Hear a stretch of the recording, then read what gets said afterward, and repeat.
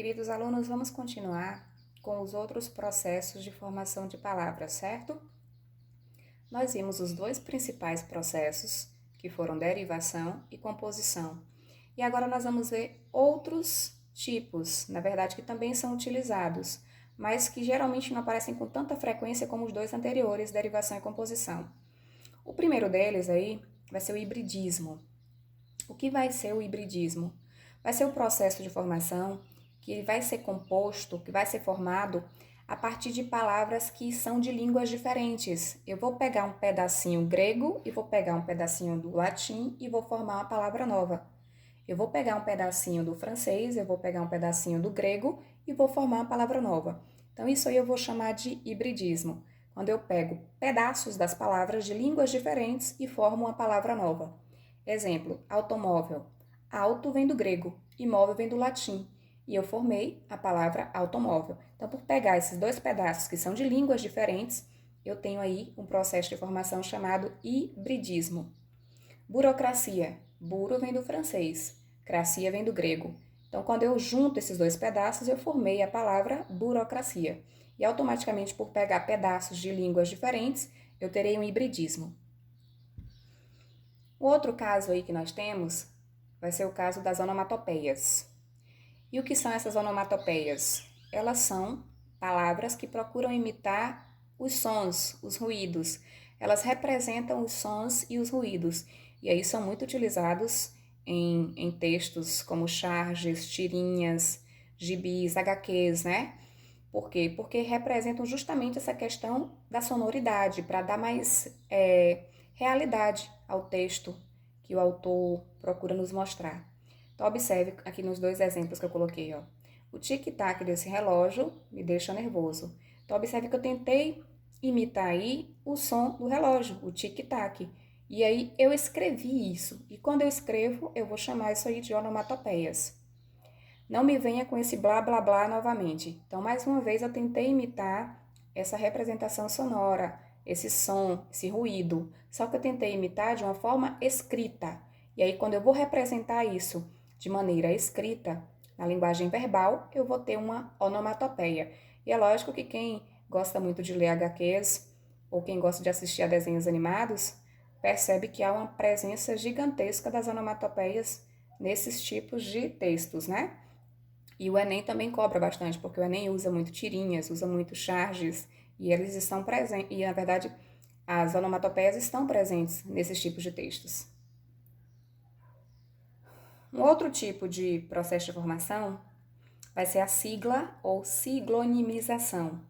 Essa palavra gigantesca aí, né? O que vai ser essa sigla? Na verdade, é como se fosse um tipo de abreviação. Só que ela vai utilizar, geralmente, as iniciais dos termos, tá? Geralmente pega-se as iniciais de cada palavra e aí usa a sigla. Exemplo, MEC, Ministério da Educação e Cultura. Pegou-se o quê? As iniciais.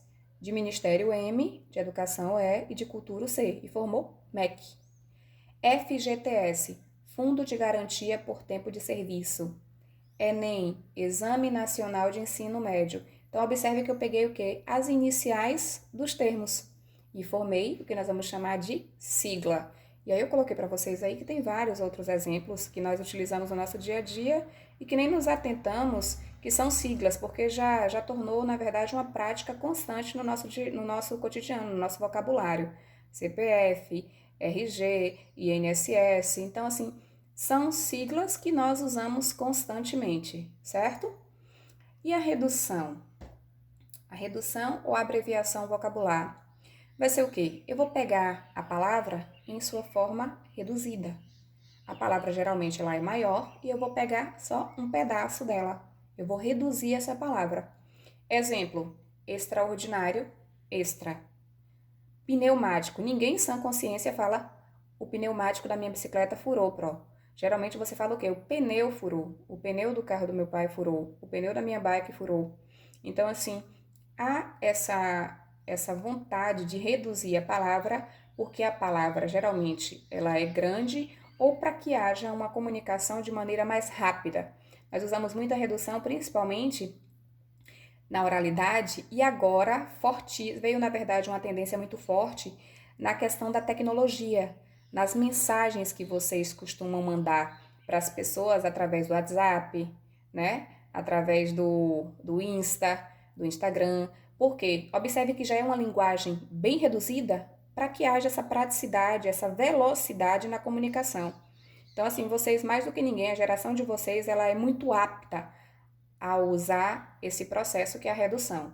Só que é lógico que nós vamos ter que usar o bom senso e saber quando a palavra pode ser utilizada na norma padrão de maneira reduzida. Cinematográfico, por exemplo, a palavra é cinematográfico e nós acabamos reduzindo para cinema ou para cine. Então é lógico que também você acaba ganhando tempo, porque a comunicação ela é muito rápida. Ela precisa que o outro entenda de uma maneira mais rápida.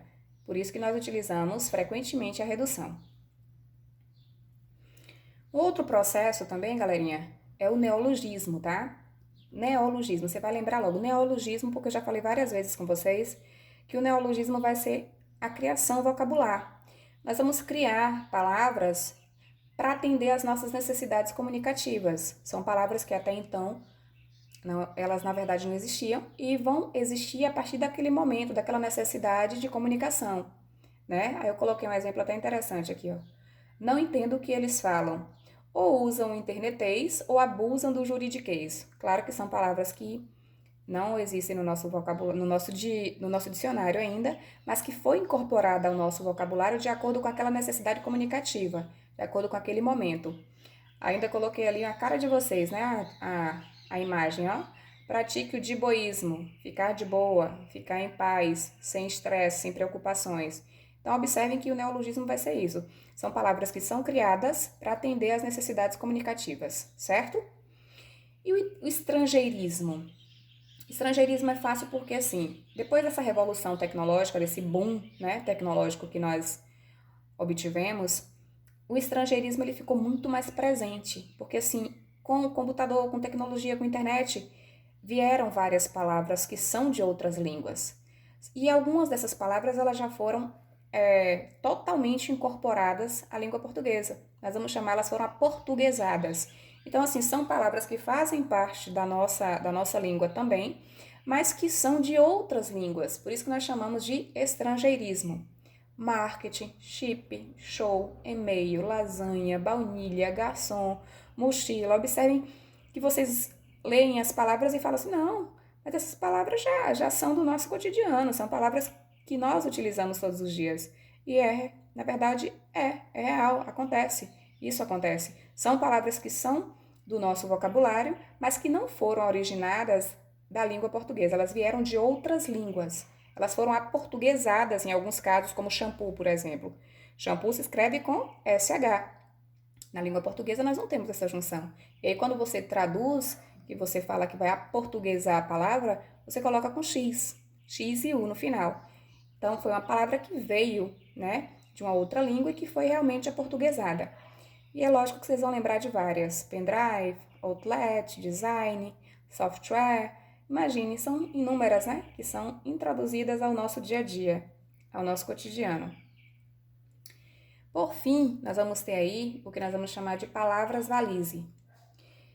E aí você vai lembrar assim, professor, o que são mesmo essas palavras valise? Você vai lembrar o seguinte, é como se fosse uma combinação de duas palavras, onde a palavra nova, o novo vocábulo, ele vai incluir os dois significados ao mesmo tempo. Ele tem os dois significados. A palavra nova, ela vai trazer essa obrigatoriedade dos dois significados. Como assim? Quando você fala assim, portunhol, eu juntei português com espanhol. E eu quero dizer que a pessoa está falando ali meio misturado. É metade português, metade espanhol. Então, eu formei o portunhol. Observem que eu peguei duas palavras, formei uma palavra nova, mas eu trago o significado dos dois, das duas palavras anteriores, certo? Showmício. Eu juntei show com comício e formei showmício, mas eu trago também o significado das duas palavras anteriores. Chocotone. Eu na verdade juntei chocolate mais panetone e formei chocotone, mas eu tenho o significado dos dois.